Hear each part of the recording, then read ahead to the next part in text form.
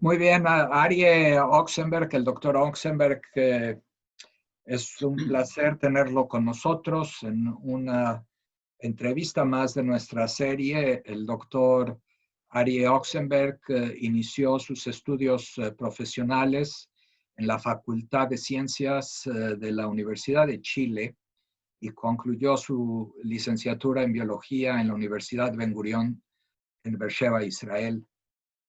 La maestría en ciencias médicas la realizó bajo la dirección del doctor Peretz Lavi en el Instituto de Tecnología en Haifa, Israel, seguido por el doctorado en ciencias médicas bajo la dirección de René Drucker-Colin en la Universidad Nacional Autónoma de México.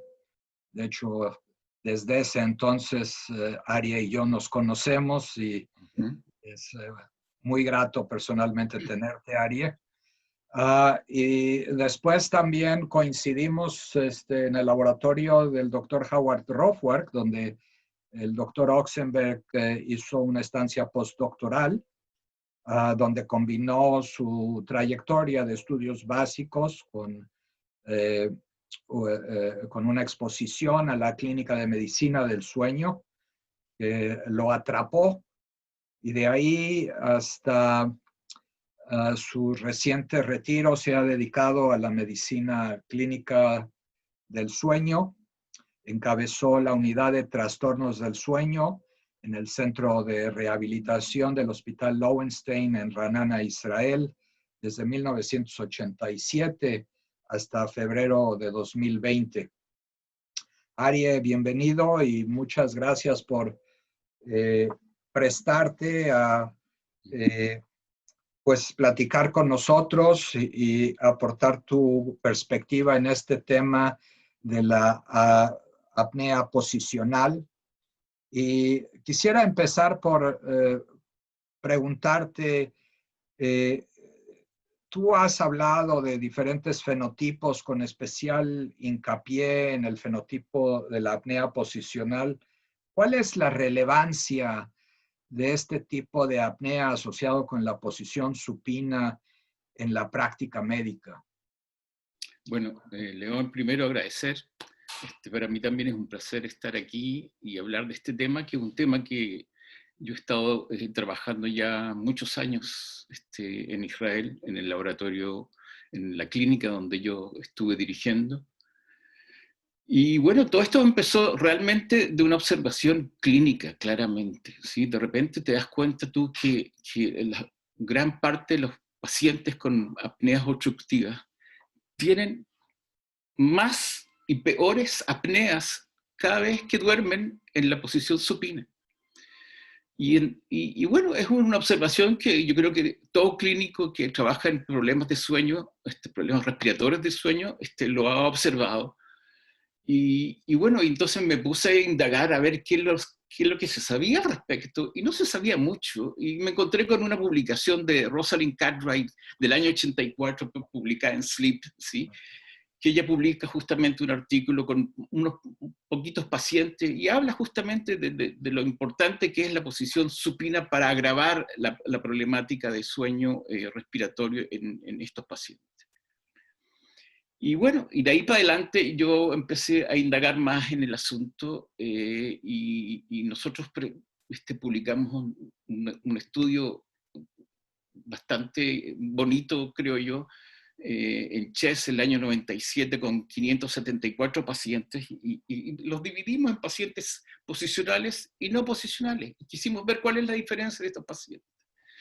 Y yo creo que ese estudio a mí me abrió una vía así muy interesante porque primero que nos dimos cuenta que los pacientes posicionales representan más del 50% de los pacientes que sufren de apneas, ¿sí?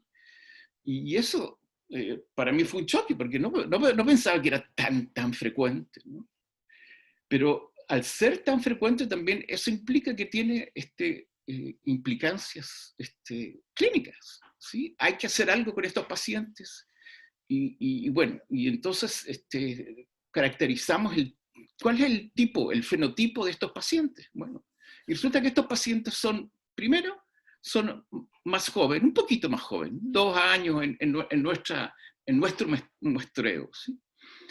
Son más flacos, tienen un BMI, ¿cómo se dice? Índice de masa corporal. Exactamente, más bajo. Y una de las cosas más importantes es que tienen menos y menos apneas e hipopneas y menos severas, ¿sí? Por lo tanto, estos pacientes duermen mejor. ¿Por qué? Porque cada vez que logran dormir en la posición lateral, prácticamente no tienen problemas o tienen muchos menos problemas respiratorios. Y entonces, como duerme mejor, nosotros dijimos, bueno, veamos si son más alertas durante el día. Y entonces le hicimos el estudio del MSLT, ¿sí? Y bueno, vimos también que eran más alertas también durante el día.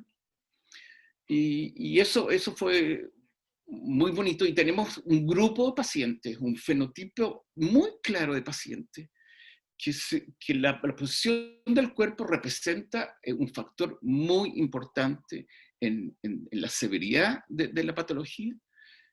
Y en el fondo lo que está diciendo, ¿sí?, que estos pacientes van a ser severos o no severos, dependiendo de cuánto tiempo duerman o no duerman en la posición supina. Y de ahí nace, después, y lo vamos a hablar más adelante quizás, el asunto de la positional therapy, ¿sí?, la terapia posicional. Tú has mencionado otras características anatómicas y también étnicas de la apnea. ¿Quisieras comentar de lo que has visto en términos de las características de la vía aérea superior? Creo que has comentado en alguna de tus publicaciones. Bueno, o sea, no son publicaciones, no son datos realmente míos. Yo he recopilado algunos datos y generalmente la gente, los pacientes que tienen apneas obstructivas en la posición supina fundamentalmente, tienen una upper airway, la vía respiratoria alta, un poquito más corta. Cuando están en posición supina, ¿cómo se dice? la,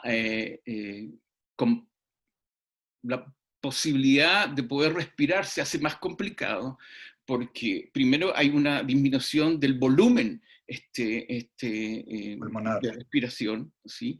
Y bueno, y la vía respiratoria también se hace más construida, ¿sí? Entonces más difícil respirar. Y hay un estudio muy bonito que muestra las diferencias en lo que yo siempre digo, hay que poner hincapié en lo que es el efecto de la gravedad en este tipo de problemas, ¿sí? Y resulta que hicieron un estudio con unos astronautas y vieron que los astronautas en gravedad cero no tienen prácticamente apnea, disminuyen de manera muy importante, y también los ronquidos también disminuyen de manera importante. Ahora, Entonces, una de las cosas que en tus publicaciones has mencionado e incluso comparado es esta cuestión de la definición operacional, o sea, sí. ¿A qué debemos de llamar apnea posicional? O sea, ¿cuáles son los criterios? Hay varios criterios que se han publicado y tú los has comparado, y vamos a tener las referencias en la lista de referencias de nuestra plática disponibles para nuestro público, pero en resumen, ¿cuál es tu impresión de cuál es la definición operacional más viable, más relevante desde el punto de vista clínico, dada tu experiencia? Bueno, la definición de Cartwright es la que dice que los pacientes posicionales tienen por lo menos el doble de apneas e hipopneas cuando duermen en la posición supina en relación a la posición lateral. Esa es la definición que más se ha usado a través de todos los estudios, desde los estudios de ella hasta hoy, ¿sí? Sin embargo, hay gente que ha dicho que no es la definición más óptima, que una de las cosas que habría que agregar a esa definición es que hay que agregar que cuando la persona duerme de manera en la posición lateral, la apnea, el apnea-hipopnea index debe ser menor de 5, o sea, debe ser normal, ¿sí? Entonces, agregarle esa parte es muy importante. Pero no solo eso, sino que ¿cuánto tiempo vamos para analizar a estos pacientes? ¿Cuánto tiempo necesitamos que estén durmiendo en la posición supina con respecto a la posición lateral? Si necesitamos de algún tiempo durante el sueño REM o no necesitamos tiempo durante el sueño REM para la definición de un paciente posicional. Yo personalmente creo que es importante que tengamos por lo menos 15 minutos de sueño REM en la posición supina y en la posición lateral, ¿sí? Y 30 minutos como mínimo.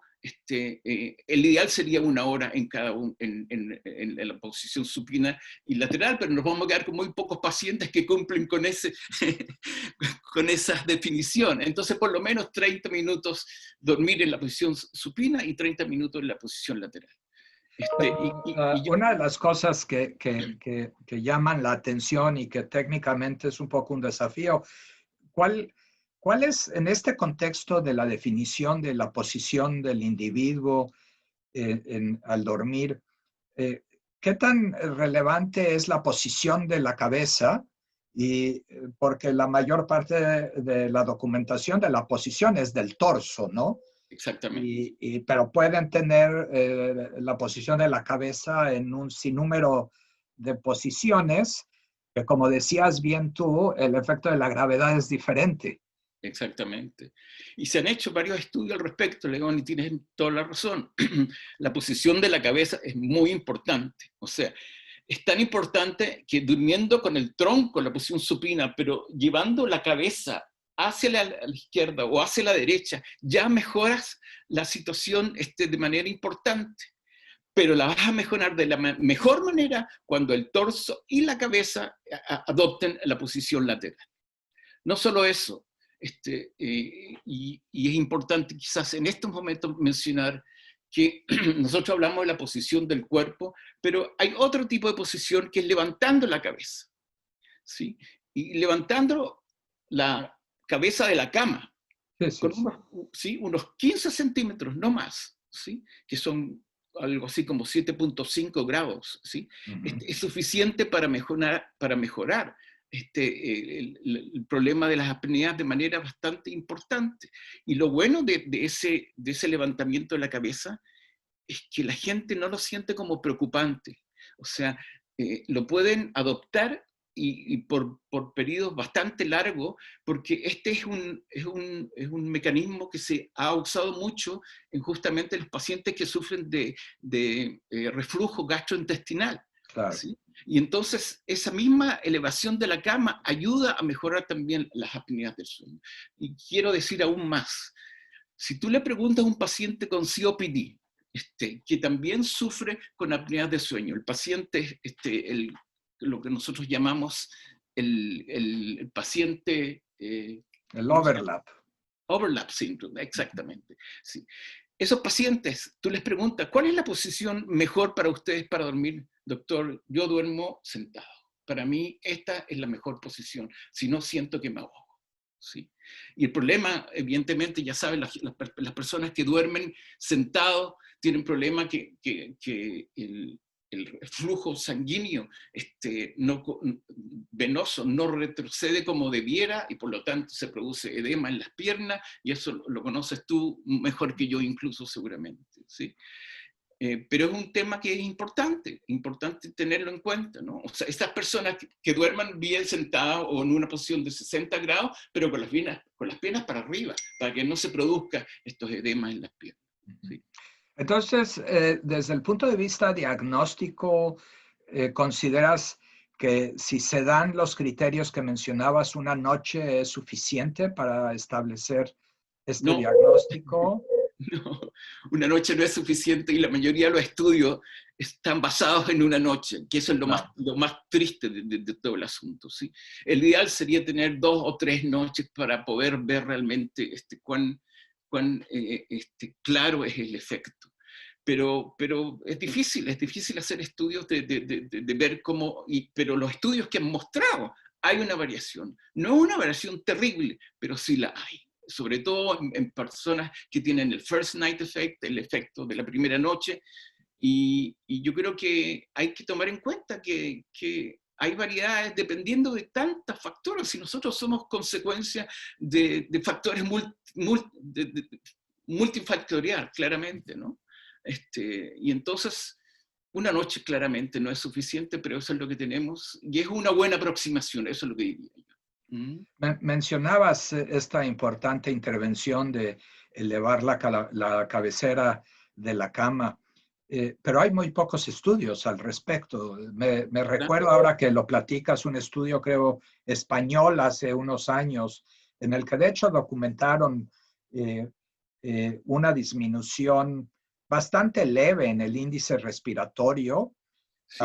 pero no he encontrado muchas otras referencias. ¿Existen estudios a largo plazo de elevar la cabecera de la cama? Hay un estudio brasilero muy bonito que se publicó el año 2017 en Sleep and Breathing, y que está muy bonito, que te lo recomiendo, y ellos lo estudian de manera un poquito más, creo que hasta 6 meses lo han seguido, con, otra vez, con resultados no así wow como el CPAP, pero que pueden ser importantes, realmente clínicamente pueden ser importantes. Y supongamos que bueno, antes de saltar a ese tema, déjame preguntarte, cuando haces la decisión de hacer una intervención terapéutica para Sí. evitar la posición supina, y bueno, una alternativa claramente es elevar la cabecera de la cama, pero uno de los éxitos que ha coincidido con muchas de tus publicaciones y de otras personas en este campo ha sido el interés de la industria en proveer aparatos que permiten detectar la posición supina y despertar o semidespertar al paciente para que cambie de posición. ¿Podrías comentar respecto a lo que hay en este momento en el mercado, en lo que tú has usado a través de los años? Yo recuerdo hace muchos años que usabas las pelotas de tenis que aprendimos muy tempranamente, pero que eran tremendamente incómodas para los pacientes. Entonces, la tecnología ha avanzado en ese Sí, sentido. sí, sí, sí. ¿Y cuáles son tus comentarios al respecto? Ok, pero creo que es importante mencionar que la tennis ball technique, o la pelotita de tenis en la espalda, ¿sí? Que pones en un bolsillo y cada vez que te vas a la espalda estás incómodo, entonces te vas a la posición lateral, ha servido para muchos estudios y ha tenido buenos resultados. Los resultados son buenos, pero son buenos a corto plazo. Cuando se han estudiado a largo plazo, la gente no soporta y tienen una adherencia de un 10%, no más que eso, ¿sí? Que es bastante deficiente, ¿sí? Pero sin embargo, los resultados a corto plazo son bastante buenos en general, ¿ok? Afortunadamente, como tú dices, la industria se puso en campaña de ver cómo lo hacemos, y en estos momentos hay 3 productos que se usan justamente con ese fin. 2 se usan en el tronco y con una vibración. Cada vez que estás en la posición supina, la vibración se activa y se activa cada vez más hasta que te muevas a la posición lateral. Y hay otro aparato que lo tiene en el cuello.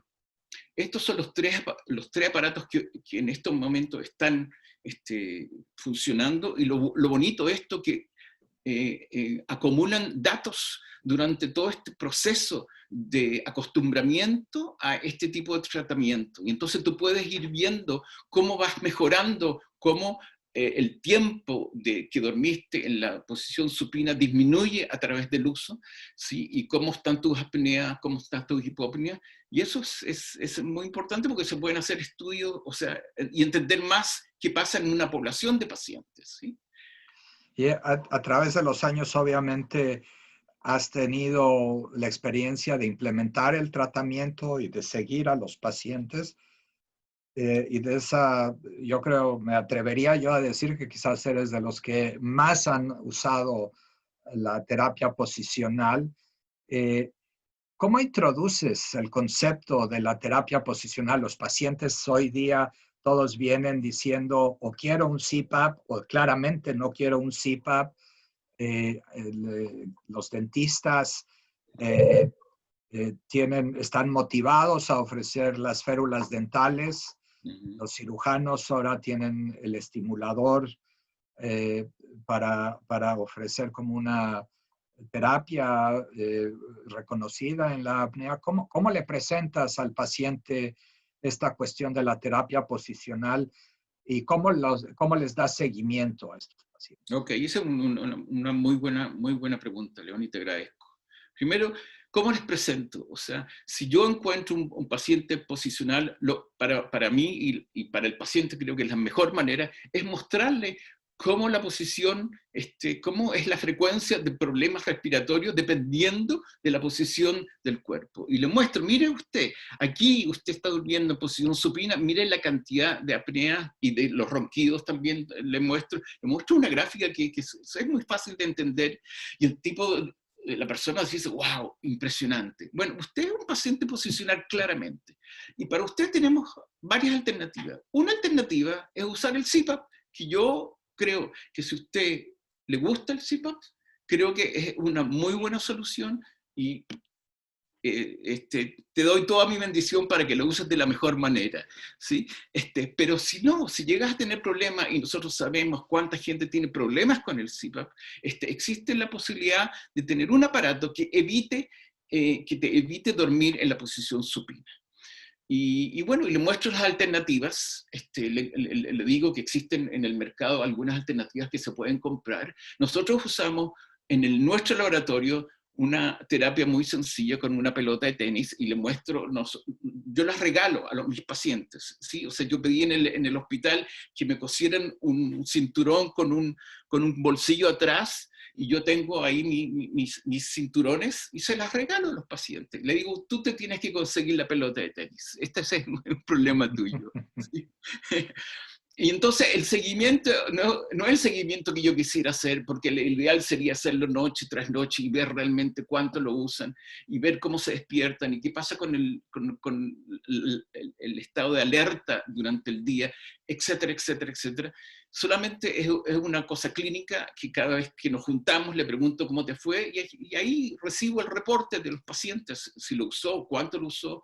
Y nosotros hicimos un estudio y vimos que a 6 meses, un 38% de los pacientes que le dimos esta pelotita de tenis lo usaban de manera frecuente, ¿sí?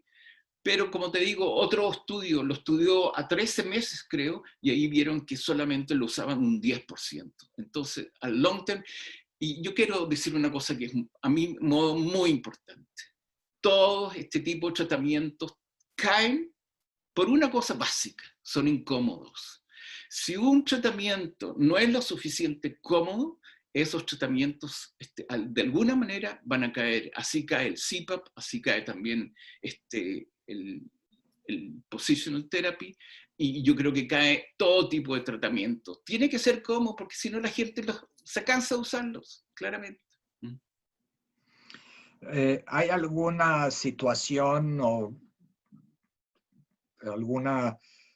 algún paradigma en el que tú ves al paciente y están usando el cinturón o están usando un dispositivo comercial en el que les dices debe de parar este tratamiento o debe de descontinuarlo? ¿Hay preocupaciones de la morbilidad en el que le dirías al paciente no es buena idea seguir? Exactamente, y ese es un punto muy importante. El seguimiento de los pacientes posicionales debe estar muy close, muy cercano, porque resulta que un paciente posicional, si sube de peso, lo más probable que se va a convertir en un paciente no posicional. Y cuando ya sea un paciente no posicional, quiere decir que va a seguir teniendo apneas e hipopnea, no solo en la posición supina, sino que también en la posición lateral. Y para él, la terapia posicional ya no es the treatment of choice, ¿sí? No es el tratamiento adecuado. Para él, él tiene que ir a CPAP y tomar un CPAP y tratar de acostumbrarse al CPAP para que le dé los mejores resultados.